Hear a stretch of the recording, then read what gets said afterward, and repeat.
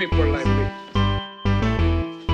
You need people like me so you can point your f***ing fingers and say, that's the bad guy. That's the bad guy. That's the bad guy. That's the bad guy. That's the bad guy.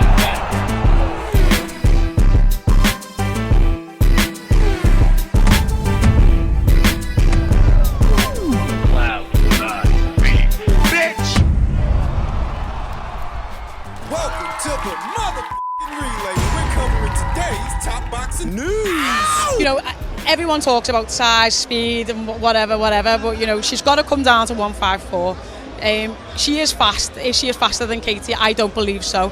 And just, I think now's the time. I'm confident. I'm active, which I've always said would be dangerous. And you know, I've got nothing to lose, and that's a dangerous fighter. Claressa Shields herself responded to these comments from Natasha Jonas by saying, all that talk, Natasha Jonas, you turned the fight down already. Maybe Claressa Shields isn't quite as fast as Katie Taylor, but she's still fast, and tack on size. Claressa's a bigger woman than Katie Taylor, a bigger woman than Natasha Jonas. She's got speed, she's got athleticism. Natasha Jonas made some mention of Claressa Shields having to boil down to 154 pounds. It sounds like the plan might be to drain Claressa, to leave her depleted, but I don't think she would be. She's only 27 years old. Not only do I think she can still make 154 pounds, I think she can still make 154 pounds match fit. I think she can. Claressa Shields continued by saying she didn't say she could beat me either, just compared my hand speed to Katie's, and said she considers herself a dangerous fighter because she's been active. All I care about is a signed contract, Natasha Jonas. Let's fight, because I'm going to end you, Barbie doll, and yes, I'm not Katie. She's not. She's a lot bigger than Katie. And a lot bigger than Natasha Jonas. Mark Taffet, who handles the career of Claressa Shields, stated, so if Natasha Jonas really means what she says, then why doesn't Boxer make the deal with her and let Claressa Shields and Tasha go at it? Stop playing, folks, and let's make it real with the GWOAT. And he tagged Dimitri Salita. He tagged Sky Sports Boxing. And the fact that Mark Taffet is laying the onus to do the fight, it sounds like he's waiting for Boxer and Sky Sports to pay for the show, pay for the fight. A couple of days ago, they ran a story about how Dimitri Salita had reportedly made a quote-unquote offer to Natasha Jonas. And I question the legitimacy of that story, because if you're relying on Sky Sports and Boxer to pay for the fight, then you're not making an offer, you're making a suggestion. It's their money that would make the fight happen. They would be the financiers, not Dimitri. So are you really making an offer? Or are you just bouncing ideas around? There's a chance that the fight with Natasha and Claressa doesn't happen.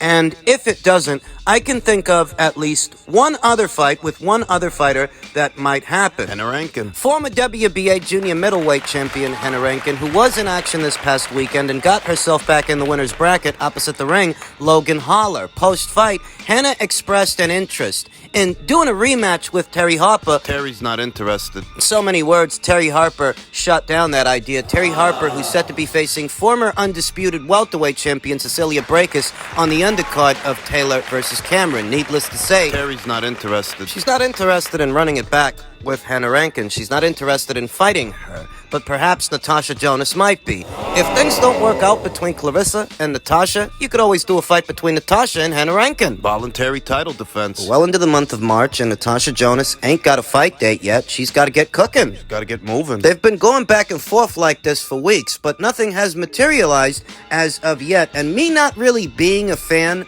of this fight between Natasha and Claressa, I think it's a mismatch. Said it before and I'll say it again. I think Claressa Shields is too much. She is too much for Natasha Jonas, and there's a distinct possibility that if they were to fight, Claressa would knock her out. Between her size and speed, Natasha Jonas is a great fighter, but opposite the ring of Claressa Shields, she'd be biting off more than she could chew. Some mountains are too high to climb. Claressa Shields is one of them. Henna Rankin is less expensive. Henna Rankin is more doable, and I'm sure that Henna Rankin would relish the opportunity to box Natasha for her 3 alphabet titles. For Ben Shalom and the people at Boxer, it is a less expensive and doable alternative to a Clarissa Shields fight. I don't like the Shields fight for Natasha. I'm not going to apologize for that. I don't think it's a competitive fight, and you know what? Neither do you. You don't either. I'd rather see Clarissa Shields take on Jadeja Green. I'd rather see Clarissa Shields take on Raquel Miller, who was in action not that long ago. There are one or two fights out there I'd like to see Clarissa in. Natasha Jonas ain't one of them. You know how I feel.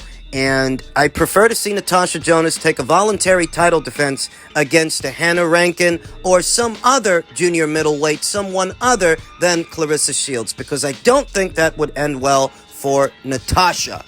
In other news, it seems that Conor Benn and former IBF welterweight champion Kell Brook have been trading barbs by way of social media. Conor Benn said, "Last time we tried to make the fight, he chose retirement instead. Must have been that sparring session," to which Kell Brook replied, "Who are you kidding? You're the one who cut the sparring short. Don't flatter yourself, pussy." They say that Kell Brook is retired, but... Or that he was retired and he is now coming out of retirement, though in truth I never bought that, because I remember ahead of the Chris Eubank Jr. versus Liam Smith fight, there were reports saying that Kell was eyeing the winner. And before that, when Conor Benn and Chris were supposed to fight, it was the same deal, same thing. There were reports indicating that Kell Brook was eyeing the winner of that fight. So was he really ever retired? Conor Benn responded to Kell Brook by saying, "Stop talking shit. You know the footage. Begs to differ." This fight might happen. I've always felt, in spite of what's going on with the BBBoC, UCAD, Conor Benn's adverse finding, in spite of that controversy, I've always felt that this is a fight that Matchroom has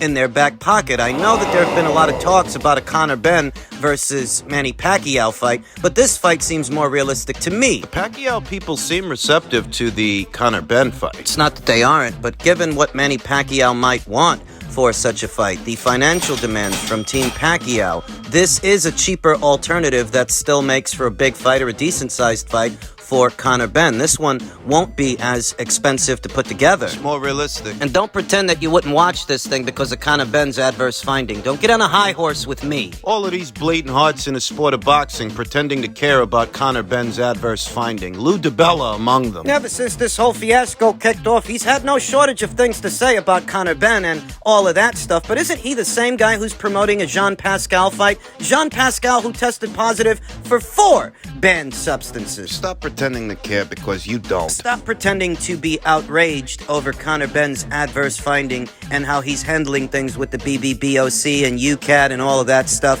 At the end of the day, Just stop it. the virtue signaling is nauseating. If you were really that up in arms about doping in the sport of boxing, you wouldn't be promoting Jean Pascal's next fight. Just stop it. Benn versus Brook is a realistic fight, a realistic possibility. Given what's going on in Conor Benn's boxing career and what's going on with the BBBoC, they can't do this thing in the United Kingdom, even though you would have to market it to a UK audience. And for all the stick they're giving Conor Benn, those same people would be the same ones watching this fight. It's been close to a year since Conor Benn's last fight, the Chris Van Heerden fight that took place in April of last year. Next month makes a year since his last fight. The same applies to Kell Brook. It's been a little over a year's time since his last fight, his long-awaited grudge match with Amir King Khan, who he so dominated and stopped. You could do this thing in the Middle East. Saudi, Abu Dhabi, Dubai, just somewhere over there. Because Conor Benn is not at liberty to obtain a boxing license in the United Kingdom, you would have to do this thing abroad. Still market it to a UK audience. The audience this fight would cater to, the ideal weight for this contest, I'd say, would have to be 154 pounds, junior middleweight. It's been a long time since Conor has had to boil down to welter, and Kell... Come on, Kell Brook can't make welterweight healthy anymore. Moreover, Kell Brook doesn't actually need this Conor Benn fight, but Conor Benn does. He does need this fight a little more than Kell. Kell's coming off that big win over Amir Khan. He sold a lot of pay-per-views with that thing. He'd be the hero going into this fight.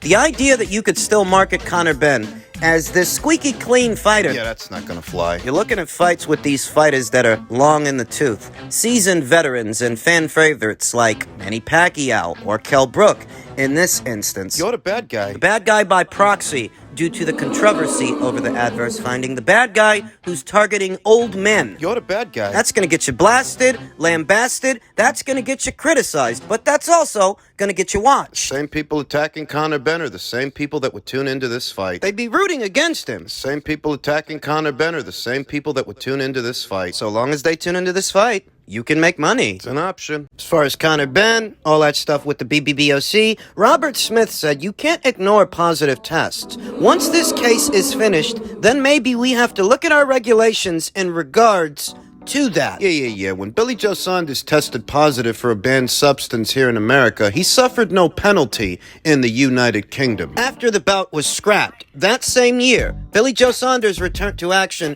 in Manchester, and the BBBoC didn't give him any guff, didn't give him any issues. The issues they're giving Conor Benn. The BBBoC that's all of a sudden so interested in VADA tests and VADA findings. The BBBoC that says they may change anti-doping regulations in response to Conor Benn. They're giving that kid a hard time. Robert Smith maintains that their decision to not sanction Benn versus Eubank based on a test by VADA was the correct decision and confirmed that it could set a new precedent for them going forward. Speaking to George Grove's boxing club, he said, "There is a procedure for anti-doping. We are signed up like every other sport in Great Britain to UCAD, so they deal with all of our anti-doping testing and disciplinary matters, etc. Once we get a positive test, it's down to UCAD and they can deal with it. We do what's right. You can't ignore positive tests." Spare me. I'm starting to believe there's something else going on here. Something that's not immediately visible to the naked eye. The adverse finding that's gotten Conor in all this hot water is by way of VADA, but his UCAD tests came back clean. Does anybody want to reconcile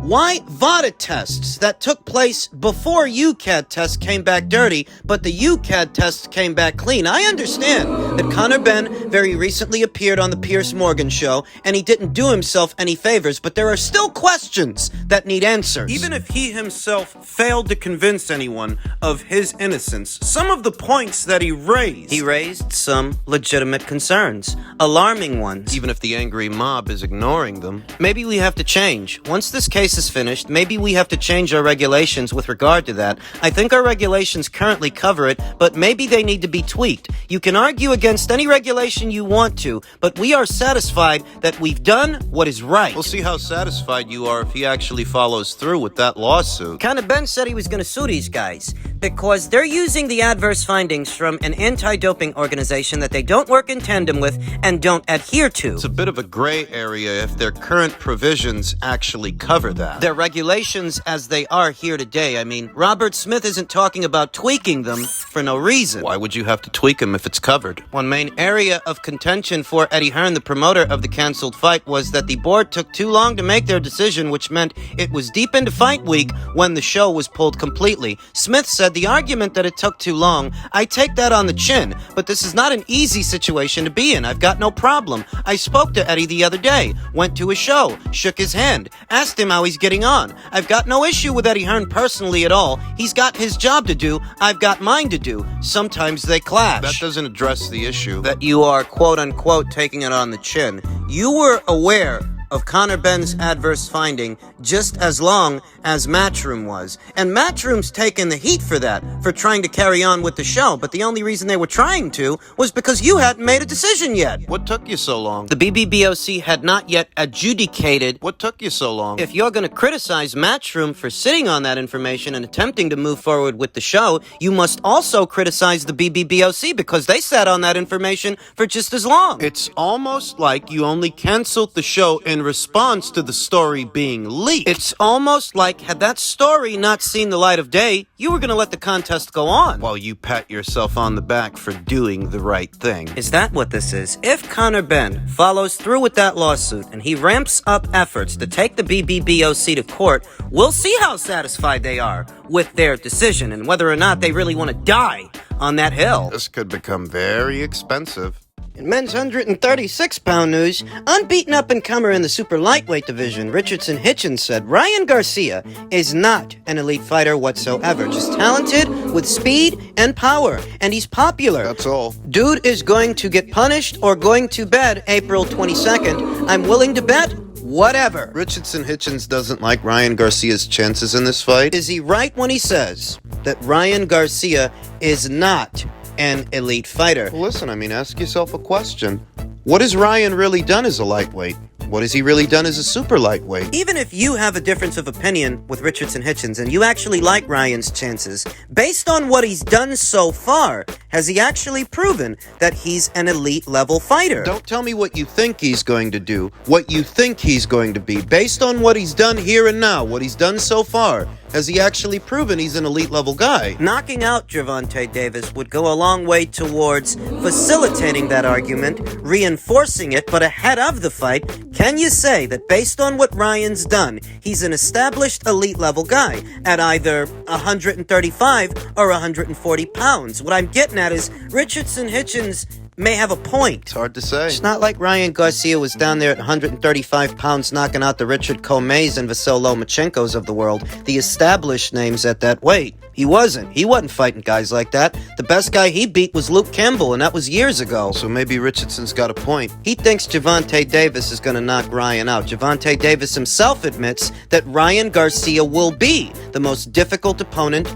of his career. But if he's not elite, then why is Gervonta saying that? Well, Gervonta Davis has a fight to sell, you know? I mean, you got to take what he says with a grain of salt. A pinch. Gervonta Davis admittedly has taken notice of some of Garcia's handiwork. By and large, the 28-year-old Davis, unlike his detractors, is firmly of the belief that the level of opposition he's faced up until this point should be respected. But even with Davis lining up across the ring against the likes of Leo Santa Cruz, Mario Barrios, Rolly Romero, Isaac Cruz, and a long list of others, Davis acknowledges that Garcia, thanks to his height, reach, and deleterious punching power, will undoubtedly be the most difficult foe he's ever come across. Yeah, for sure, said Davis to BoxingScene.com during a recent interview when asked if Garcia will be the most difficult challenge yet. He's the toughest, I would say. How do you reconcile this? Well, Ryan Garcia, you know, he never won a belt at 135 pounds, never won a belt at 140, and we're not talking about winning belts for the sake of winning belts. We're talking about who you'd have to go through in order to get those belts, who you'd have to go through. We're talking about who you beat. Who you would have to beat, and what the implications of that are, what that would mean moving forward. That, in essence, would be the testament to Ryan Garcia's elitism or the lack thereof, and that he hasn't fought for a belt, and he hasn't fought those kinds of fighters. That's what is a question. Is he elite? I think the silver lining is that even if he hasn't proven it so far, based on what he's done so far, he'll get his chance very soon. Late next month on the 22nd when he shares the ring with Gervonta. If he can knock him out, yeah, I think that would go a long way towards facilitating that argument. It's all about proving the naysayers and the critics wrong. In this situation, it's all about Ryan Garcia proving Richardson Hitchens wrong, because Richardson doesn't like his chances, doesn't think he's elite. He thinks he's going to get knocked out. And he's not alone. A lot of people do. A lot of people think Gervonta Davis is going to do to him what he did to Rolly Romero. That's what they think. Richardson Hitchens, he doesn't think Ryan's an elite level fighter. But then again, Gervonta Davis is both catch weighting and rehydration clausing a fighter that isn't an elite level fighter? it's another way you can look at it. I mean, if he's not an elite level fighter and Gervonta Davis has to go through these lengths to feel comfortable enough to share the ring with him, that's an indictment on Gervonta. You put it that way, it is. Ryan Garcia will get his chance to prove just what kind of fighter he really is. And that's the bottom line. Elite or otherwise.